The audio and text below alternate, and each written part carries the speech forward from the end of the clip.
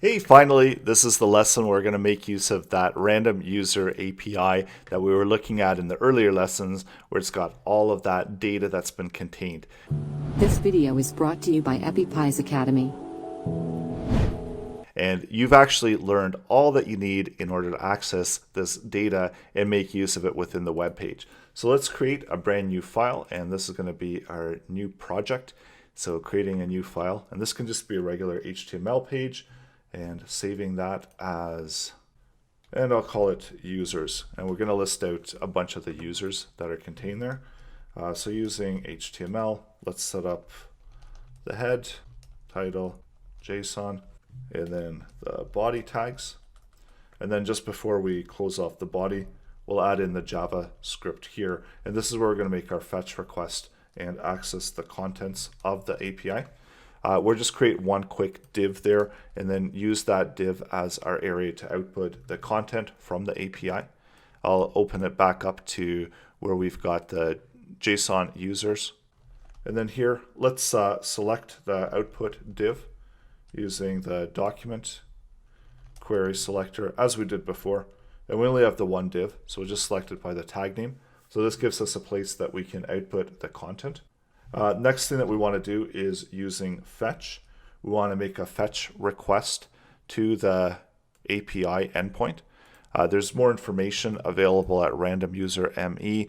If you want to access the API, the URL is randomuser.me/API and then !results, and that will return you back as many results as you want. So I believe you can go all the way up to 5,000.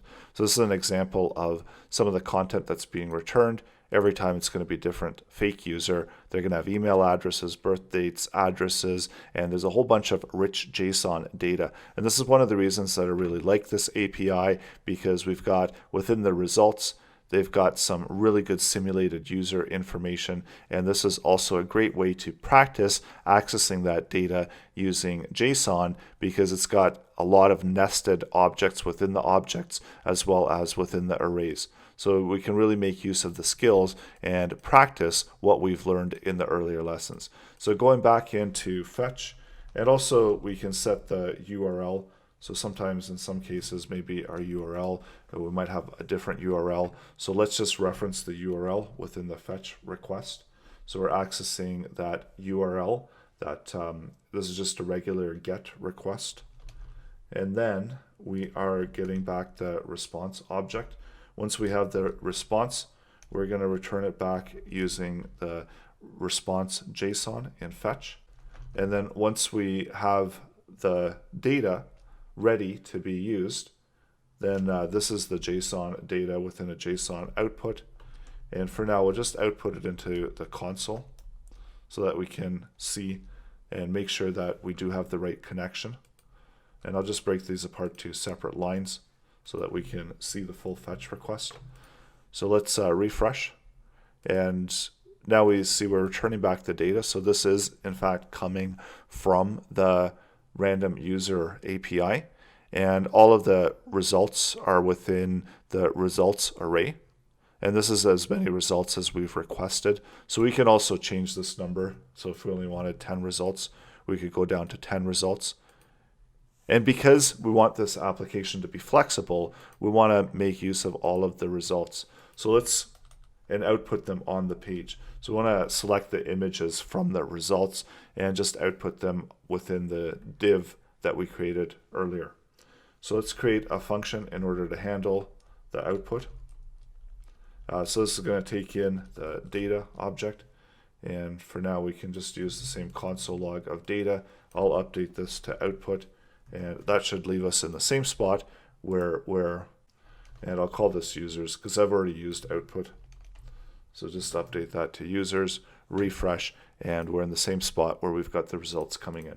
So next, what we want to do is loop through the results. And from what we learned in the earlier lesson, so the results are contained within data, and we need to find the array, which is data results object, and that's going to equal the array. And once we get to the array, that means we can use for each to loop through the contents. And we can return back the values. So these ones are each going to represent each one of the users. So let's try that. And usually as well, I like to do it every step of the way to use the console just to make sure that I'm getting the object information properly. And it also used the console to extract the information because it gives you a really nice, easy way to open up the object and see the path to the content that you want to return back. So in this case, I do want to return back picture and thumbnails of within the picture object. So let's select picture and save and refresh. And within picture, I have 3 options. So just go into thumbnail and refresh. And once I do have the value that I do want to use within the application, I'm ready to conclude the application. And in this case, let's select the output element. We're going to update the inner HTML, where we're going to add to it. Those are backticks. And setting up the image.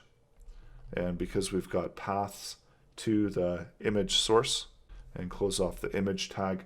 And then within here, we can specify the val picture using the same path that we were just outputting into the console. So let's refresh. And now this is going to give us a collection of pictures, thumbnail pictures of the users that are being returned back from the random user array. So if you want more, you can update to 50. And again, these are all just random users that are coming back from that array. So go ahead and try this out, and as well experiment a little bit with the random user JSON data that's coming back. Output different values that's contained in there and output it into your web page so that you can become more comfortable with extracting data from a large JSON object. If you have any questions or comments, please let me know within the Q&A section. I always love to hear from you. Thanks again for taking the course. All of the source code has been included. And as always, I do suggest that you do try that out and get comfortable with the code.